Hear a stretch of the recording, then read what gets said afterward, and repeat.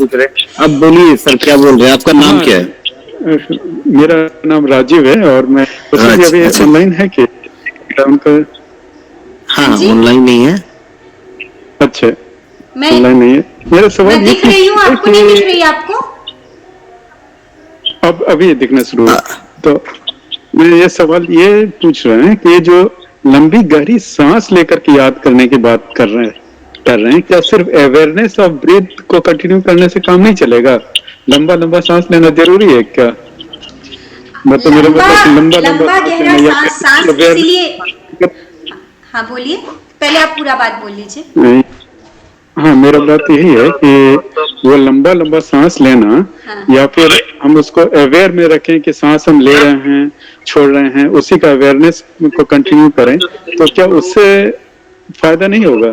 ये हम पूछ रहे हैं। जो लंबी गहरी सांसें है ना, वो आपको सिर्फ अवेयरनेस का फायदा नहीं दे रही है, वो आपको फिजिकल फायदा भी दे रही है, वो आपको ग्रंथियां भी तोड़ के देंगी, वो आपको फ्रेश भी करेगी, और वो आपको उसमें आप विचार को ज्यादा देख पाएंगे।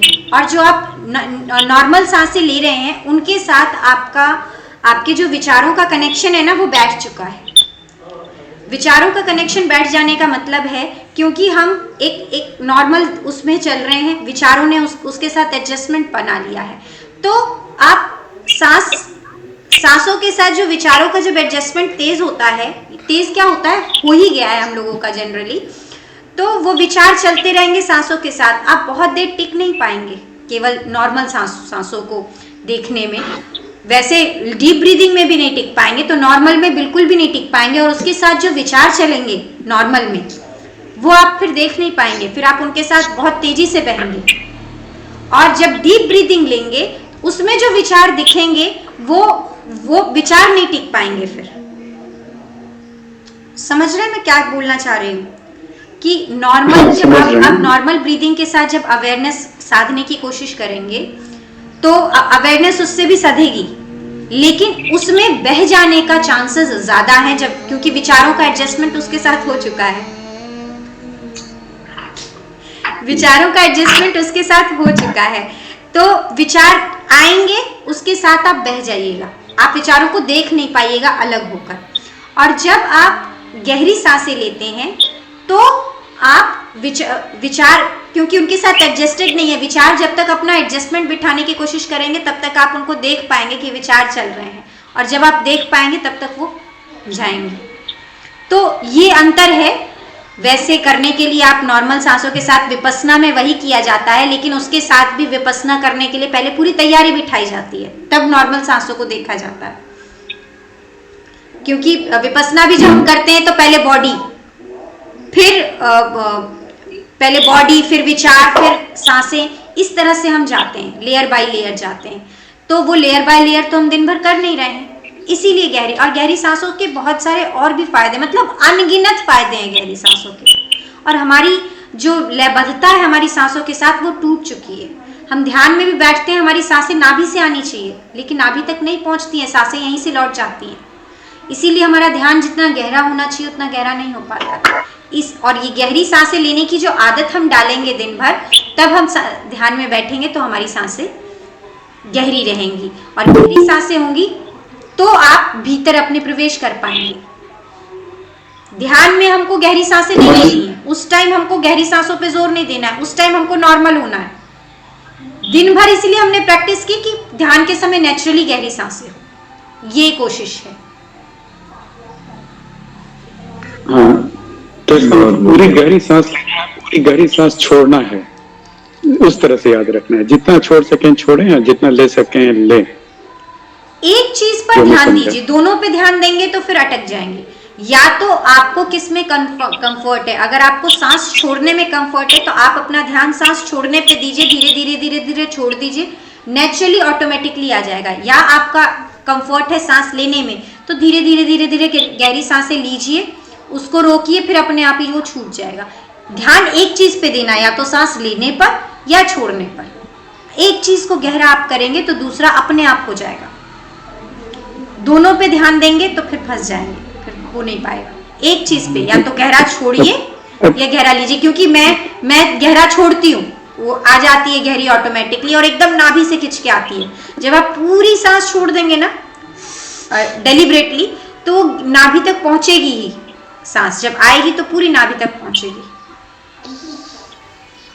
बहुत बहुत धन्यवाद। एक और इसके संबंध में है कि जैसे कि 3 से 5 अगर 3 to 5 मेडिटेशन किए हैं कोई, जैसे कि कुछ भी ध्यान किए हैं, नाद ब्रह्म, चाहे फिर कुछ भी मेडिटेशन किए हैं, चाहे विपासना, चाहे जो भी किए हैं, तो उस समय 3 to 5 का काउंटिंग कैसे करना चाहिए? 0 है कि 1 है या फिर पूरा है कंटिन्यू, कैसे लिखना चाहिए? आपने जैसे 3 to 5 में नाद ब्रह्म किया, हाँ, तो नाद ब्रह्म के साथ आप अवेयरनेस काउंट की बात कर रहे हैं कि अवेयरनेस काउंट कैसे लिखी जाएगी उसकी बात कर रहे हैं? हाँ, उसी की बात। देखिए, अवेयरनेस काउंट में क्या कर रहे हैं हम लोग, आप नाद ब्रह्म कर रहे हैं, उस टाइम आप अपने ऊपर अवेयर हुए कि आपको अवेयरनेस काउंट डालनी है या फिर आपको डीप ब्रीदिंग लेनी है। आप नाद ब्रह्म कर रहे हैं तो उसमें तो आप डीप ब्रीदिंग ले ही रहे हैं, है ना? हेलो राम कुमार जी, हाँ, तो लेकिन आपको याद कितनी देर है? हम नाद भ्रम करते करते भी अपने आप को भूल जाते हैं। नाद भ्रम कर रहे हैं, हमको अपने आप को हम भूल जाते हैं, प्रोसेस करते रहते हैं, विचार चलते रहते हैं और हम अपने आप को भूल जाते हैं। आपको जब फिर से ये याद आए कि हाँ हम डीप ब्रीदिंग ले रहे हैं, उस याद को आपको गिनना है। अगर आपको कंटिन्यू याद रहा नाद भ्रम के, आप 1 लिख सकते हैं, लेकिन अगर आप भूल रहे हैं, आपको बहुत देर बाद याद आया कि अच्छा काउंटिंग के लिए हम डीप ब्रीदिंग कर रहे हैं, तो फिर आप उस हिसाब से आप अवेयरनेस का सिर्फ डीप ब्रीदिंग का मतलब ये डीप ब्रीदिंग नहीं है, हम कितनी बार अपने पास वापस लौटे, हमको कितनी बार याद आया, उसको हम गिन रहे हैं। सांसें तो अगर मान लीजिए कि हम भस्त्रिका कर रहे हैं या प्राणायाम कर रहे हैं, तो हम लगातार गहरी सांसें ले रहे हैं उसमें, लेकिन गहरी सांसें लेते हुए भी हम अवेयर नहीं होते हैं। जब हम लगातार वो लेने लगते हैं, मोनोटोनस हो जाता है वो, और मोनोटोनस जैसे ही कोई चीज होती है तो हम मन उसके साथ एडजस्ट कर जाता है। तो आप नाद भ्रम भी करेंगे तो मोनोटोनस जब होने लगता है, इसीलिए जब मैं नाद भ्रम करवाती हूँ तो मैं बार बार ये इंस्ट्रक्शन देती हूँ कि मोनोटोनस मत होने दीजिए, बार बार उसकी स्पीड बढ़ाइए, कम कीजिए, अपने आप अपनी स्पीड चेंज करते रहिए। स्पीड चेंज करते रहने से क्या होता है कि मोनोटोनस नहीं होता है, मोनोटोनी टूट जाती है, तो उससे आपका अवेयरनेस बार बार बढ़ेगा। विचार जब भी आए और आपको पता चले विचार चले हैं, स्पीड बढ़ा दीजिए। उस स्पीड बढ़ाने का मतलब वॉल्यूम बढ़ा दीजिए, और कभी वॉल्यूम अगर बढ़ी हुई है तो उसको कम कर दीजिए। जिस तरह से हम वॉइस मॉड्यूलेशन करते हैं, उसी तरह से हमको कोई भी ध्यान करना चाहिए, मोनोटोनस नहीं करना चाहिए।